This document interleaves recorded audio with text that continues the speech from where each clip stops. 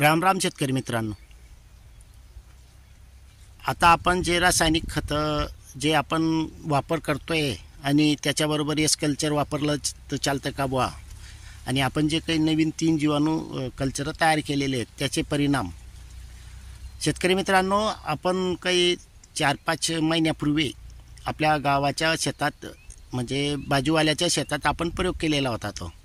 त्यांनी 100% रासायनिक दिलेलं आहे. त्याच्यानंतर आपण 4 लाईनवर हा प्रयोग केलेला होता पूर्ण रासायनिक, आणि आपण जे कल्चर दिलेले होते त्याचे परिणाम आपल्याला चांगले दिसले.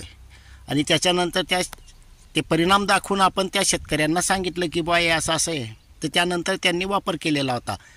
त्यानंतर त्यांचे व्हिडिओ पण आपण यूट्यूबवर अपलोड केलेला आहे आणि चांगले परिणाम भेटले म्हणून त्यांनी पण ते वापर सुरू केलेला आहे. आता आमच्या इथे समजा काही शेतकरी वापर करत आहेत, त्यांनाही चांगले परिणाम भेटत आहेत. विशेष म्हणजे आमच्या इथे रासायनिक प्लस हेच वापर करत आहेत. परिणाम चांगले भेटल्यामुळे वापर करणं साहजिक सोपं आहे आणि जमिनीची सुपीकता वाढते. आता जे आपण प्रताप सिंग राजपूत म्हणून आहेत त्यांना दिलेलं होतं, त्यानंतर त्यांनी ऊस पिकामध्ये सुरुवातीला विश्वास बसत नाही, त्याच्यामुळे त्यांनी रासायनिक खतही दिलेले आहेत, पूर्ण डोस केलेले आहेत आणि त्याबरोबर आपले हे एस कल्चर आणि 3 वेगवेगळे कल्चर सोडलेले आहेत. तर त्याचे परिणाम आता त्यांना चांगले दिसायला लागलेले आहेत. विशेष म्हणजे बाजूच्या शेतामध्ये आणि त्यांच्या शेतात एकसारखा ऊस लागवड झालेली आहे. त्यांच्या ऊसात आणि यांच्या ऊसात जमीन आसमानचा फरक दिसतोय.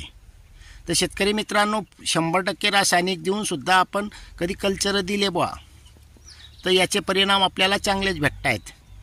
आणि विशेष म्हणजे आमच्या इथे तसंच चालू आहेत हे पण आपण सांगितलं जे. आणि ऑलरेडी आपण एक व्हिडिओ तो केळीचाही दाखवलेला आहे. केळीमध्ये जे फरक भरपूर पडलेला आहे. बुंदाची साईज, वाद्याची साईज म्हणजे सर्व क्वालिटी होती. त्यानंतर त्यांनी पूर्ण क्षेत्रात वापरल्यामुळे त्या बागेमध्ये चांगला फरक पडलेला होता.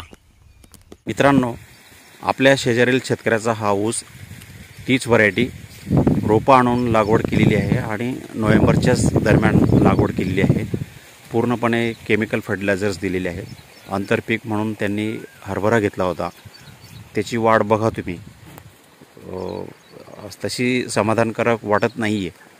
आणि त्याचबरोबर आपला ऊस हा आपला ऊस आहे. किती ड्रास्टिक डिफरन्स वाटतो आहे. धन्यवाद. शेतकरी मित्रांनो नमस्कार. हा माझा 265 जातीचा ऊस ज्याची लागवड आपण बेण्याने 25 नोव्हेंबर 2023 रोजी केलेली आहे. याला रेग्युलर केमिकल खतांच्या डोसांव्यतिरिक्त सुनील भाऊंकडून आणलेले एस कल्चर आणि इतर 3 प्रकारच्या निविष्ठा या दिलेल्या आहेत. ऊसाची वाढ खूप छान दिसते आहे आणि आपल्या परिसरात हा 1 नंबरचा ऊस वाटतो आहे. दरवर्षीच्या तुलनेत यावर्षी ऊसाची वाढ छान झालेली आहे, कारण पहिल्यांदाच आपण ऑर्गॅनिकचा डोस दिलेला आहे. धन्यवाद.